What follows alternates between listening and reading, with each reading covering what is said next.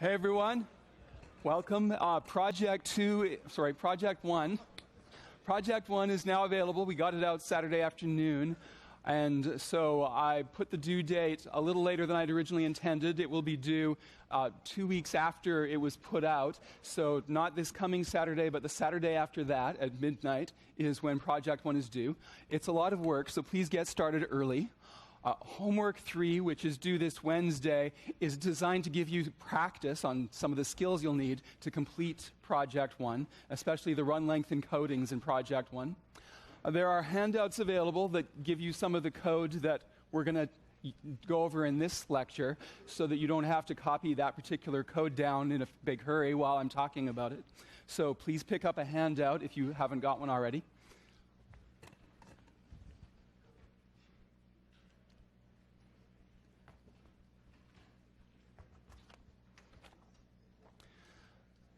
Today's first topic and main topic is going to be about where Java stores your stuff.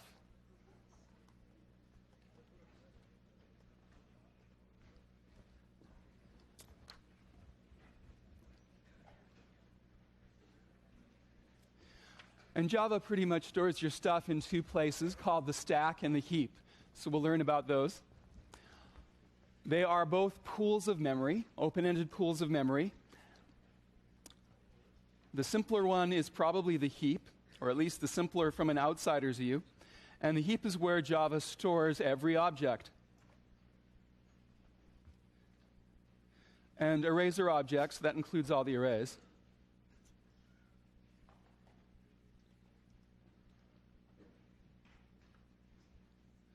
And there's a few other miscellaneous things that get stored in the heap as well. One of them is class variables actually get stored in the heap in a special hidden secret container for the class.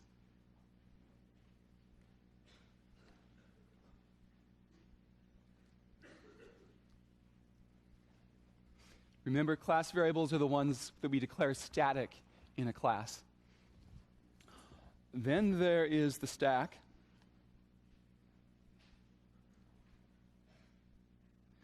And the stack's job is to store all the local variables and a bunch of other hidden stuff.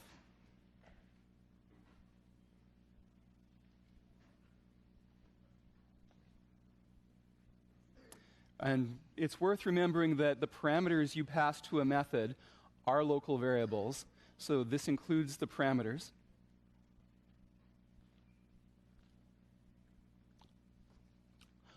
Now, here's where things get interesting. When the Java virtual machine calls one of your methods, the Java virtual machine creates a stack frame for that particular call to that particular method and stores it on top of the stack. So the reason the stack is called the stack is because you pile up stack frames, one on top of the other, in this stack.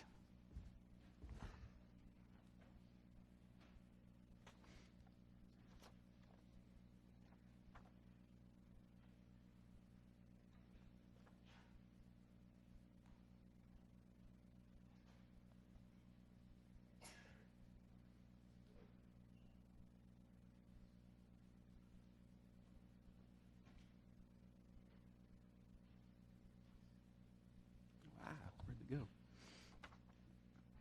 Probably there.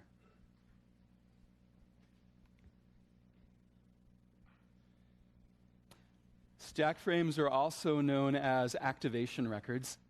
So if you ever see the word activation record around, that's what this means.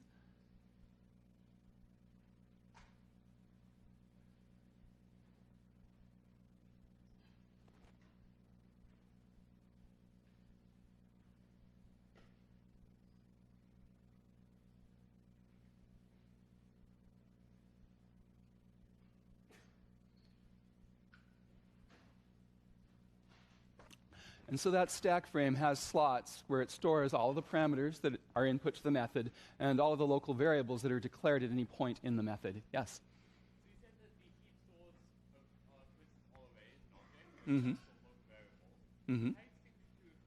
How expected to a quiz if you have an array created locally? If you have an array created what? Locally. Like you create an array within some sort of local parameter.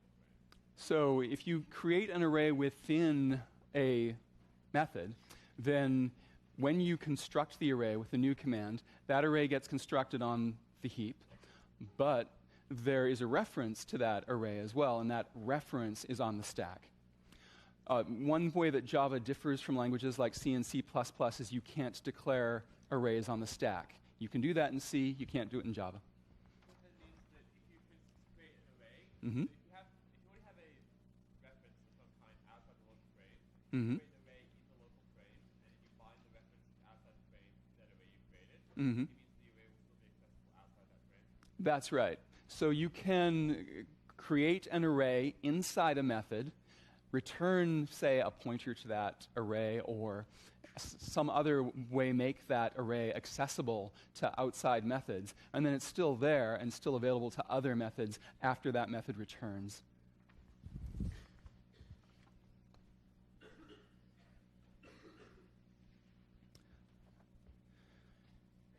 And so the Java virtual machine, again, maintains, as I said, an internal stack of stack frames.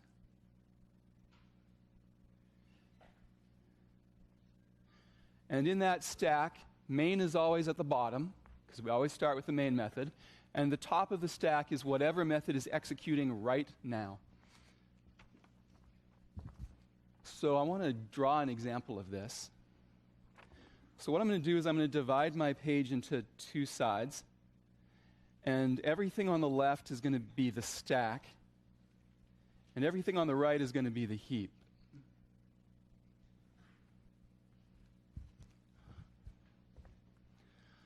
Now, what I'm going to do is I'm going to simulate a call to the insert end method in the slist class. So we're inserting a new item at the end of an slist.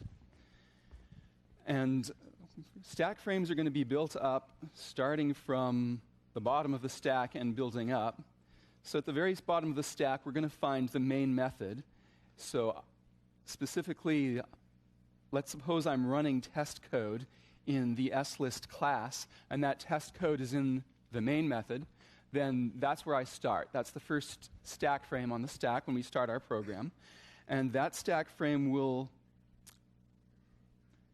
include space to store local variables, including the parameter. Every main method has a parameter called args, which you'll remember is the command line arguments. So args is stored in that stack frame, but the array of words that it points at, that's on the heap.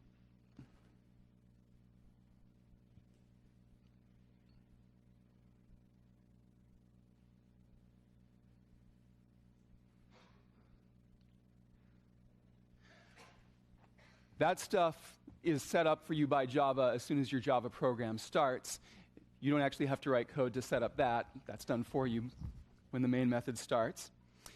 We also declare some local variables in the test code. So for instance, since I want to test out some lists, I'm going to have a variable where I store my slist, and I'm just going to call it list. But that variable, let's suppose that we make it point to a brand new slist.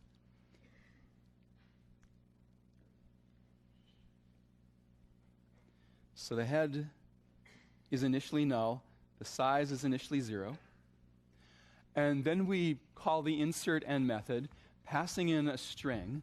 Well, I'm going to store that string in a local variable before I pass it along as well.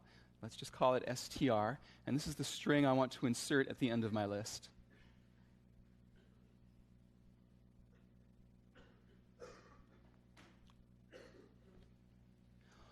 Now I call the insert end method on my slist, and when I do that, when the main method calls the insert end method, the Java virtual machine creates a new stack frame on top of the main stack frame for the insert end method.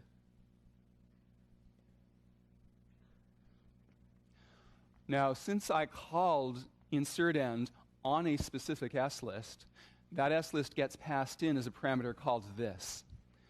So the call was list.insertEnd. So Java automatically copies list into a variable called this, which is stored in the stack frame 2. And that initially points to the same thing that list points to, because that's what I called it on. The insert end method also takes a parameter, which is the object or item that we want to insert into the list. So the parameter obj is a copy of the parameter we passed, str. Now, the job of insert end is to insert this string at the end of the list. To do that, we need to create a new list node to store that string in. So insert end is going to call the slist node constructor. And a constructor is just like any other method. It gets its own stack frame. And sometimes when you look at the stack dumps that you get out of Java when you do something wrong, you'll notice that constructors are labeled in that stack trace as slistnode.slistnode. And again, we will pass obj in as a parameter because we need to know what string to store in that brand new slist node. But the constructor will also do its job, which is to construct a brand new slist node. And so that slist node gets stored on the heap. And it has an item field and a next field. And when we first construct that object, it also gets stored locally in a variable called this in the slist node constructor method. And then that constructor copies obj into the item field. So now the slist node is pointing at the correct item. And it sets next to null. And so this is what the stack looks like just before the constructor finishes. Any questions about this? Mm-hmm.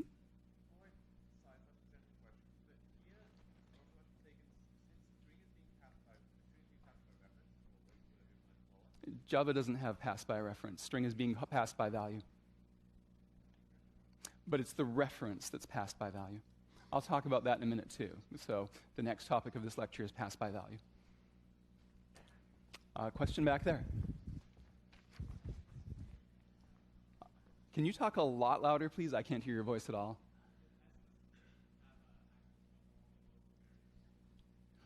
Does slist main have access to all the local variables? So the way that the stack works is that only the method on top of the stack is running. All of the other methods on the stack are waiting for the methods above them to finish so that they can resume function. So right now, main is frozen and it can't do anything until all the stack frames above it go away. So main doesn't have access to those stack frames because those stack frames will be dead by the time main can run again. Yes? The order in the stack matters a lot. So the one on top, that's the one that's running right now. If that one ever finishes and returns, then that stack frame will disappear, and the next one down will resume running. If that one ever disappears, then the next one underneath that will resume running. So every method that's not at the top of the stack is waiting for all the methods above it to finish so that it can start running again. Does that make sense?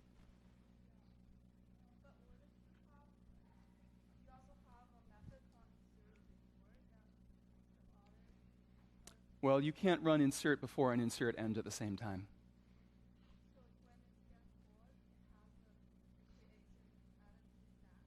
Yeah, when you call a method, it creates a frame on the stack, and then that one starts running until it returns, or calls another one. Question here.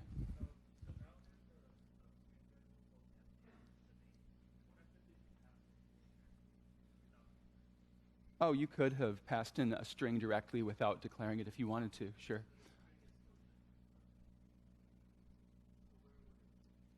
Well, in that case, if you had just passed in a string directly without saving it to a variable first, then this variable str just wouldn't be there, but the string would still be there, and it would still have a obj pointing to it.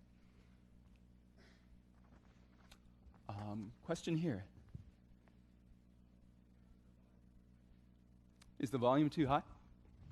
Down or up? Up. Okay.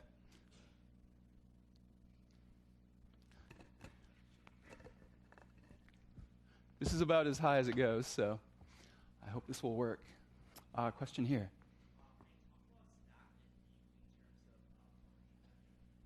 I'm going to avoid garbage collection for the most part until the end of the semester, but the main point is that nothing on the stack is ever garbage collected. Garbage collection affects the heap only. So that's the important thing. The gentleman way in the back there.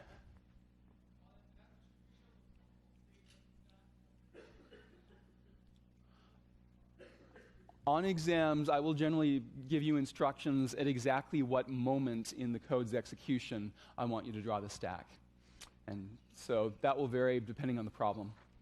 Mm-hmm. If for some demented reason you wanted to change the order of the stack, is that possible, or is that on like a lower level of code that we're working on? In Java, you definitely don't have access to move things around on the stack.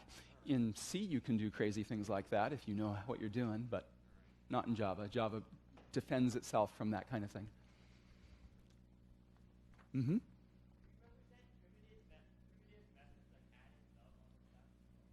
Primitive methods? You mean like a plus sign?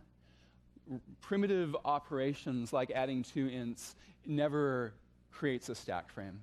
That's always done within one method.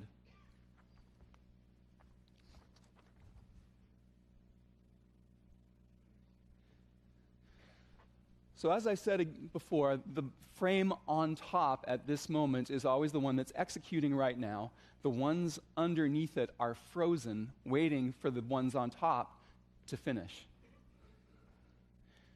And when a method finishes executing, its stack frame is erased from the top of the stack.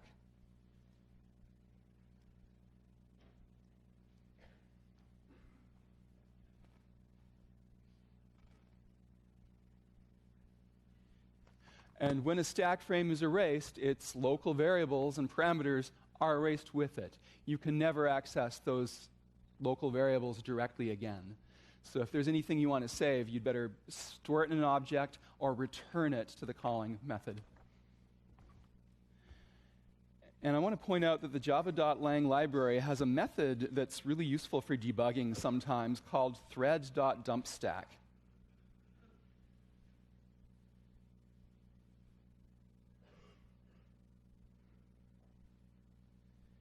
Which just prints a list of all the methods that are currently on the stack, and it doesn't print their local variables, unfortunately. It does usually print the line number you're at within each method at that moment. You've already kind of seen the output of this method, because whenever the Java virtual machine throws an exception and crashes your program, it does this automatically. But you can do it even when your program's not crashing if you want to. It can help you find bugs sometimes. Like, especially if you're trying to find out which method is calling another method with illegal parameters, for instance. Question? I am going to devote the whole last half of this lecture to that question. How does recursion work with a stack? So I'll give you an example soon. Before I do, though, I need to talk about parameter passing, and then we'll come back to how the stack does recursion.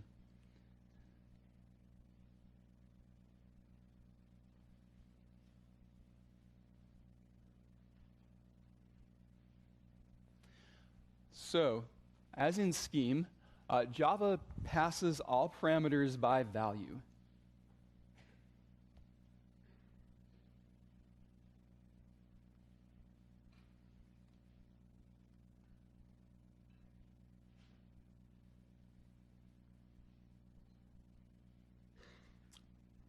Now, the phrase pass by value is official computer science jargon with a very specific meaning. It means that when you pass parameters to a method, that the actual arguments are copied into the formal parameters. You're not changing the original.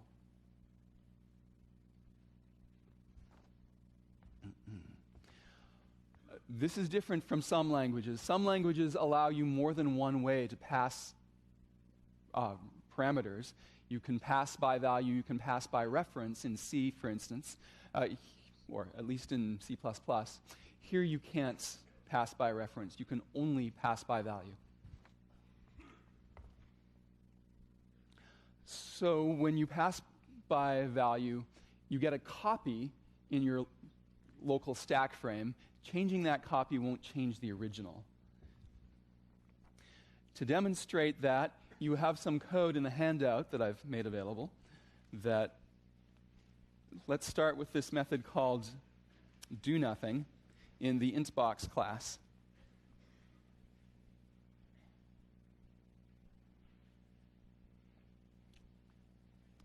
So an intBox is just an object that's designed to store one int. And what I want you to imagine is that there's some other class somewhere else that has a method in it that executes the following method call. First, it declares a variable that sets a equal to 1. And so I'm going to draw the stack on the right-hand side now. There is a stack frame for the calling method. Let's suppose it's the main method. And in that stack frame, there's a variable called a, and I store in that variable the number 1. And let's suppose now I call doNothing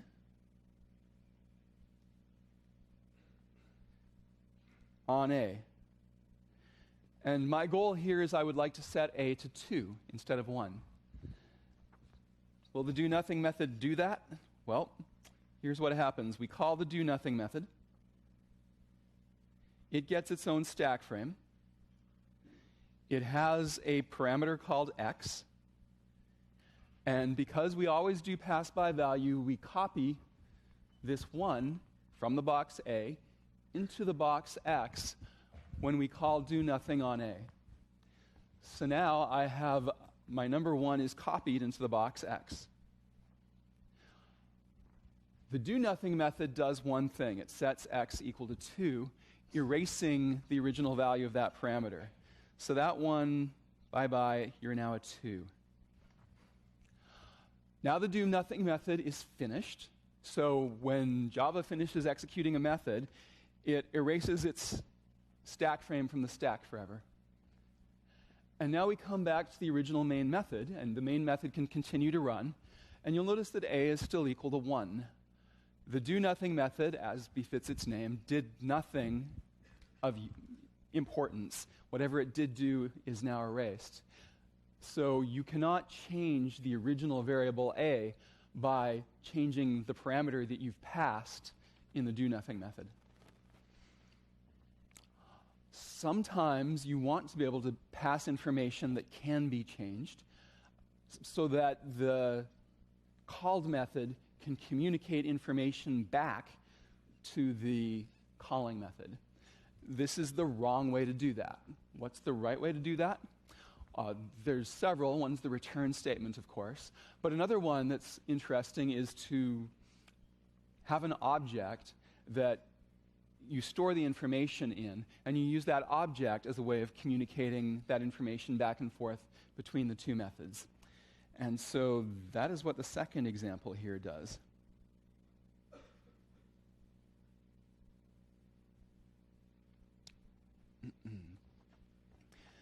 The idea now is that when the parameter is a reference, the reference is copied, but the object is shared.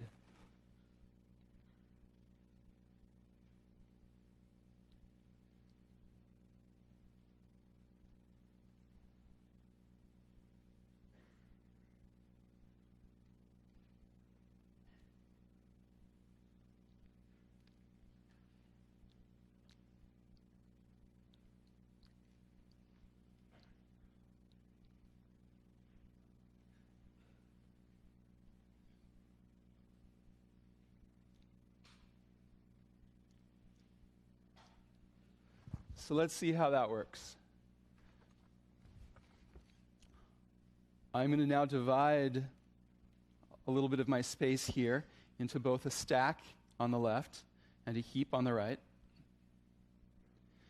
And I'm going to suppose that, once again, we have some code in a main method of some other class somewhere that looks like this.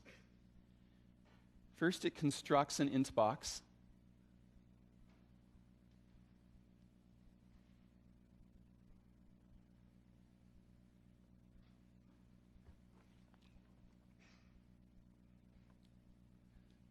So in the main method, we declare a reference variable called b, and that will be stored on the stack here in the stack frame for the main method. We construct a new int box object, which is essentially empty or contains a 0, and that gets constructed on the heap. And that has a variable I, which we haven't initialized yet, so it contains a 0. And now, but I really want to use this int box as a way of communicating information from the called method to the calling method. So now let's call this method set3 here.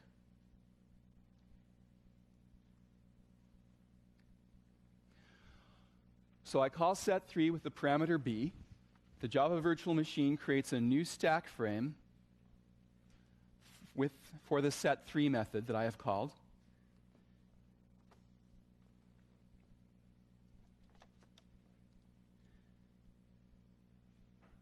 The int box that I passed in is copied to a variable called IB. So Java is using pass by value, which means we're going to copy the contents of this box into the IB box. So B and IB are not the same box. They're two different boxes that happen to point to the same object, but they do point to the same object. So if I change that object, both the caller and the callee can see the changes. So now we execute one line of code inside the set3 method, and that sets ib.I equal to 3. In other words, it writes a 3 into this box. Now the method has finished executing, so we can, so Java erases set3's stack frame because it's over. Nevertheless, now the main method can still see the change that was made by the set3 method because it was made in an object that we're both pointing at instead of trying to change the passed parameter itself.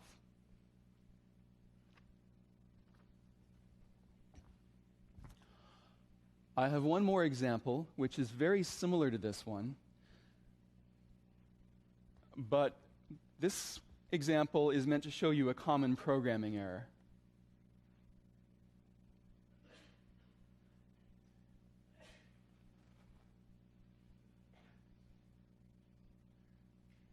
And this is a programming error that some of you have already experienced while trying to do homework 3. Now we have, again, a bad set4 method, which is very similar to set3, with one difference. It makes the mistake of trying to construct a new object and replace the old object with the new object. Seems like a good idea, but it doesn't actually work. At least it doesn't succeed in communicating information back. So once again, stack on the left, heap on the right. Let's suppose we have the same setup we had before. The main method constructs an int box.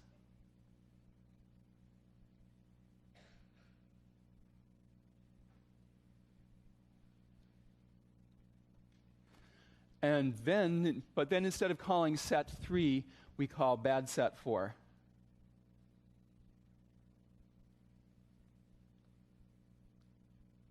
In the main method. So Java creates a new stack frame for bad set4. And the variable b gets copied to IB, so b and IB both point to the same object. So far, so good, but now I make a terrible mistake.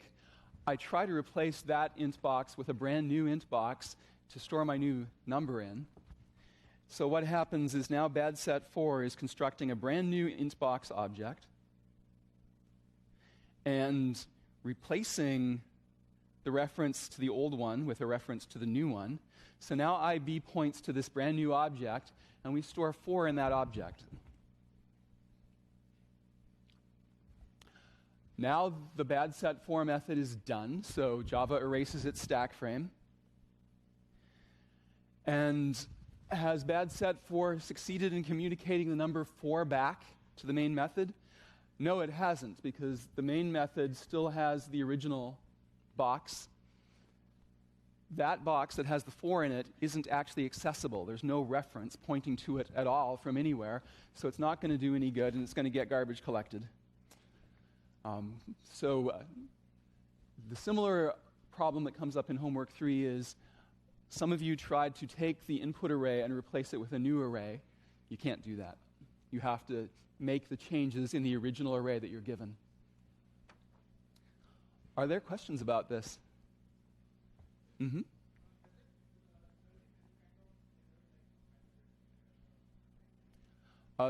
These are neither compiler errors nor runtime errors. They're logical errors. So your code's going to compile, it's going to run, it's not going to blow up or throw an exception. It's just not going to do the right thing. And that means it's even harder to debug. Yes?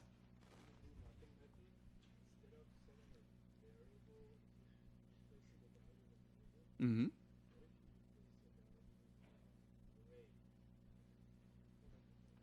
A component of an array. If you are changing a component of an array, then it's a lot like the second example I gave, the set3 example. The only difference is if instead of using an int box, you use an array, so this could be an array of 4 ints, and the set3 method maybe writes 3s into those array elements, then yes, that will work, and the calling method will see those changes to the array. Mm-hmm. So array, int box, doesn't really make a difference. Works both ways. Other questions?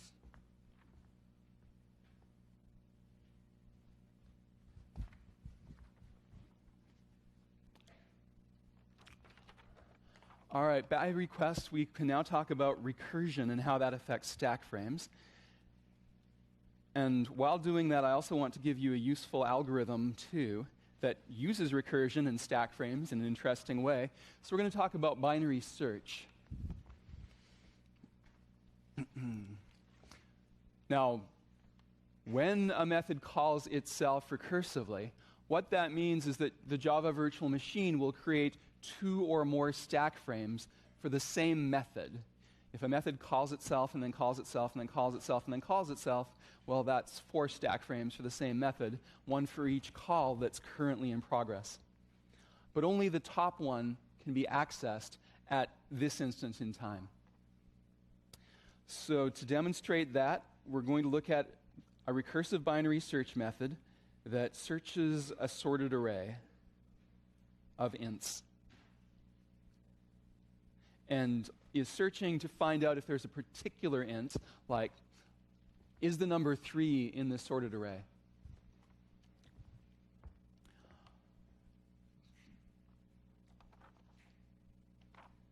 So I'm going to look for a particular value. I'm going to call that value find me. If we find it, then we want to return its array index.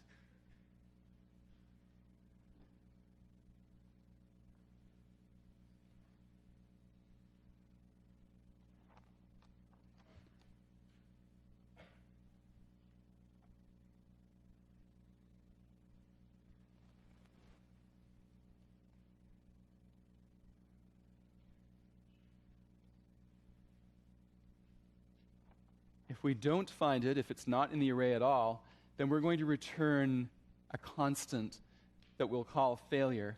And this constant tells us that we did not find the item in the array. The easiest thing to do is just walk through the array from left to right and check every item in the array, every int, to see if it matches find me. But that's slow because you have to go through the whole array. because the array is sorted, there's something much faster we can do. And the idea is that we're going to start by checking the middle element of the array first. If find me is less than the middle element of the array, we only have to search the left half of the array. If find me is greater than the middle element, we only have to search the right half of the array. And having cut the number of possibilities in half, now we repeat that idea over again with half the array. We divide it into 2 quarter arrays, and we decide which one of those holds find me. And then we go down to 1/8 of an array and so forth. So to give an example, let's suppose that we are searching for the number 1 in the following array.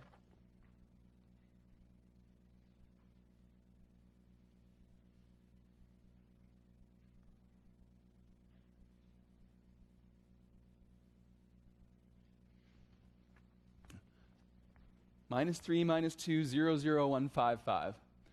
So we always start at the middle. Here is the middle element. If it's an even number of items in the array, then there are sort of 2 middle elements, and it doesn't really matter which one you go with. But we're going to compare this first. We compare 0 with 1.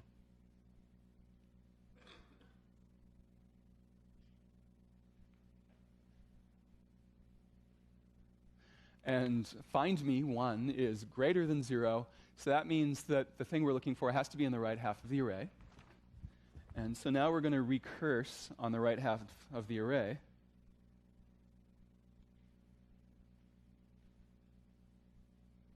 And so we do it again. We look at the middle element. We compare that 5 with find me, which is 1. Find me is less than 5, so now we have to search in the left half of this array. So we've narrowed it down to just 1 element we have to look at now. And we check that 1 element, and we've got a match, so we return 4, which is the index of that element.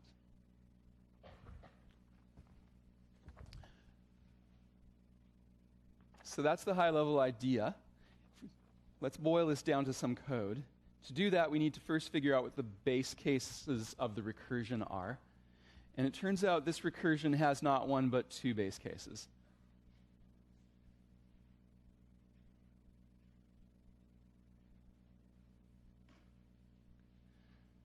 Sometimes you find what you're looking for. So if find me is equal to the middle element,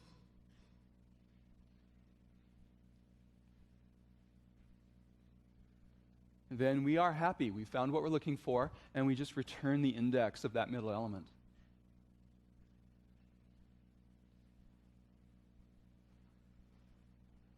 So in the example above, we return a 4.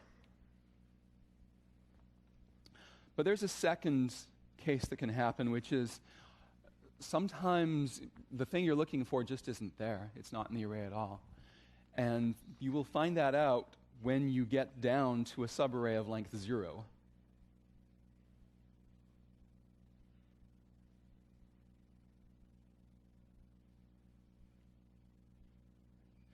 And so if that happens, you keep chopping your array into smaller and smaller pieces until there's nothing left, then you return failure.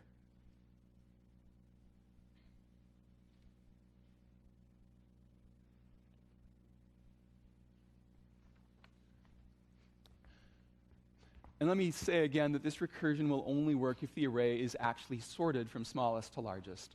So if it's not sorted, you can't do binary search. You have code in your handout for binary search, so please take a look at that.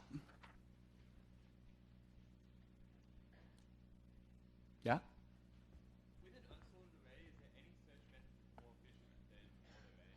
With an unsorted array, is there any search method that's more efficient than order n? With an unsorted array, is there any search method that's more efficient than order n? No, there's not, because in the worst case, you really do have to look at every element before you find what you're looking for. So in this code, you'll notice I've set up this constant failure equal to -1. The reason I picked -1 is because -1 can never be an array index. So I don't have to worry that if I find what I'm looking for, I'll return a -1. It's not ambiguous. -1 can't be an array index. So I can use it to mean something else, failure.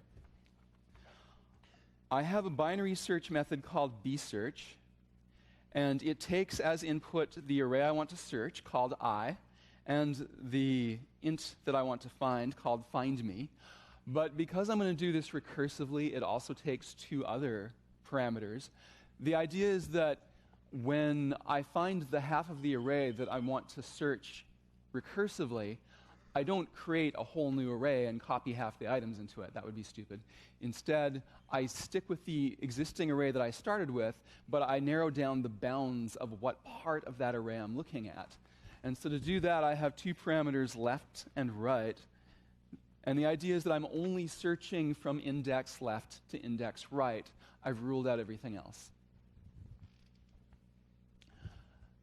So with that in mind, let's look at the actual code that does this. The first thing I've got is base case 2.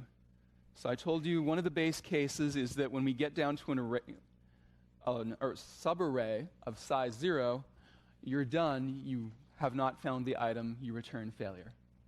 And the condition for that is that the left index and the right index, the left index is always growing, the right index is always shrinking. At some point, they actually cross over each other, and that's when you're done. Mm-hmm. What? If left is equal to right, then there's still one item in your subarray, and you have to look at it.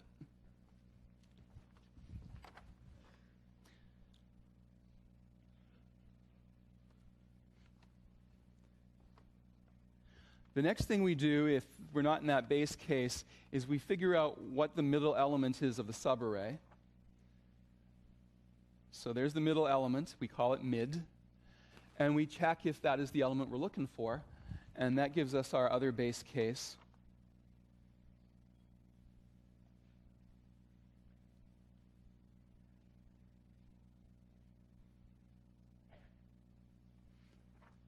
Which is we're successful. We found what we're looking for. We return mid, which is the index that's storing findMe.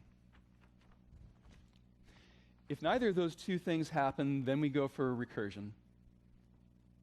And so there's two possibilities. The thing we're looking for is less than the middle element, in which case we search to the left, or it's bigger and we search to the right. And searching to the left means that we do a recursive call where we change the right boundary of the array to be mid minus 1. And searching to the right means we change the left boundary of the array to be mid plus 1. And either way, then we recurse with an array that's at most half as big as what we were just working with. And also I have this little wrapper function at the end. This is another bsearch, but this bsearch has only two parameters. This is the one you use to get started. So this is when you want to search the entire array I, and it just calls the other bsearch with the left being 0 and the right being length minus 1, so that you're searching the entire array. And that one's public, the other one was private, so that this is where outside users always start their binary search. Yeah. I'm sorry, say again? A wrapper function is a function that's designed to allow you to call another function with a more simple interface. So the idea is I have just 2 parameters instead of 4. That makes it easier for somebody to call my method without having to understand what all those parameters mean. Mm-hmm.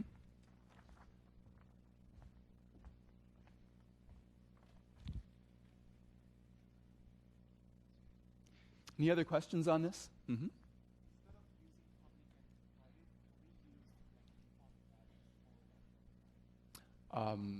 For left and right? Left and right are local variables. They're not public or private.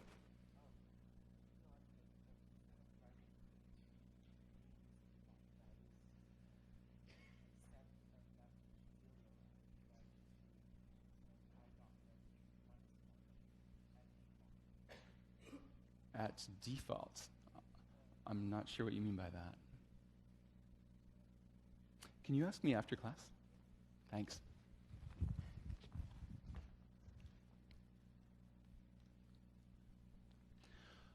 So a pretty important question is, how long does binary search take? Well, suppose the array has n elements. When you call bsearch, the first run, which takes a constant amount of time, cuts the size of the array that you have to search in half. And then when it calls itself recursively, it cuts it down in half again. Every constant time you spend gives you cutting the array in half. And you've done when you cut it down to a small constant, essentially 1. So overall, it will take log n. Here we're talking about the base 2 logarithm. bsearch calls, recursive bsearch calls, that is, to pare down the possibilities to 1.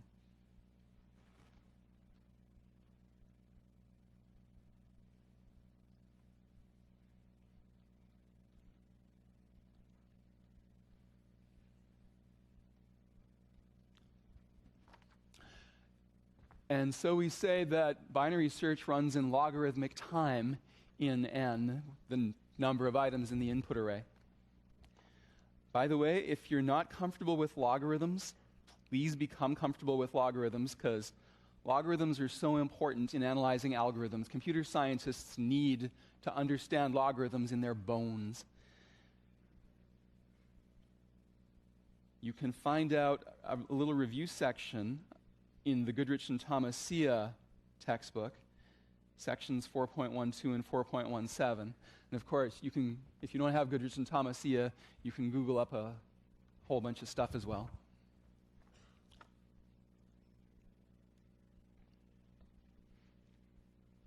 All right, now that we have this method, let's run it.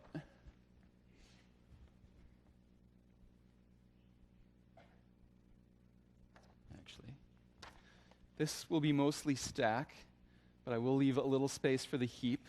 All we will have on the heap for this example is one array.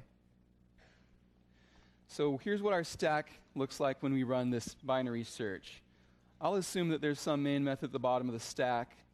I don't really care what the command line arguments are.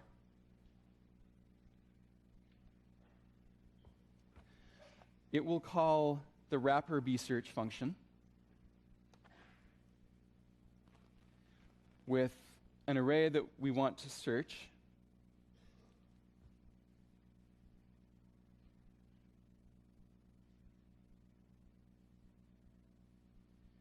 I'm going to use the example that I already did so that you know what's going on. That wrapper function will call bsearch on the whole array, meaning that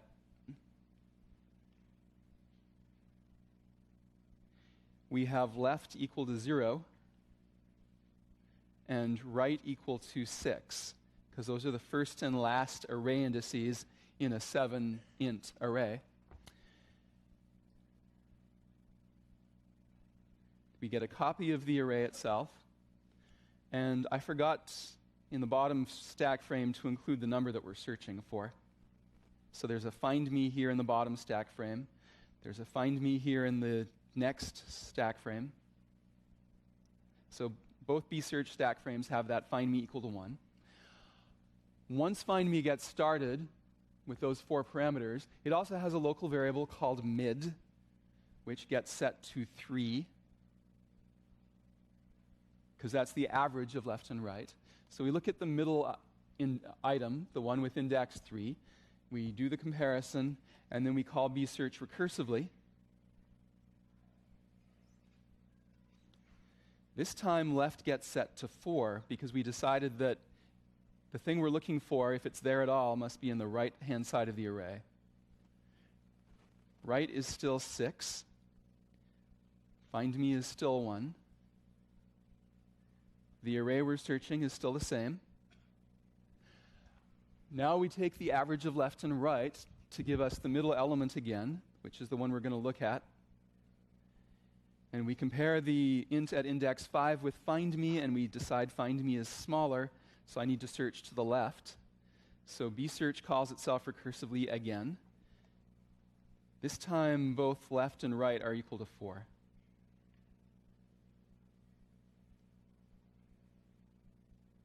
Find me is still 1. I still points to the same array. We take the average of left and right. Mid is 4. We search that index and we find a 1, which matches find me. So now we're successful and we can return 4. And now all these B searches will peel off the stack and the 4 will get returned to the main method. One thing that's important to know about when you're writing recursive methods is that Java only gives you a limited stack size. So most operating systems will give a program enough stack space for a few thousand stack frames.